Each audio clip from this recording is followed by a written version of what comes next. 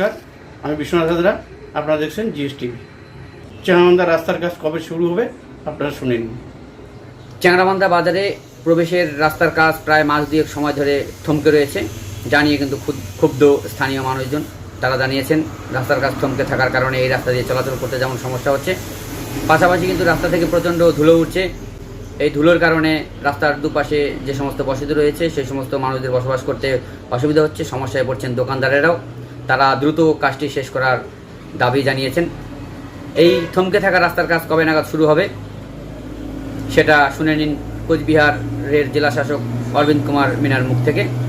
আপনাদেরকে এই বেহাল রাস্তার ছবি দেখাবো, অর্থাৎ যে রাস্তার কাজটি থমকে রয়েছে সেই ছবি দেখাবো। পাশাপাশি আরেকটা কথা জানিয়ে রাখি,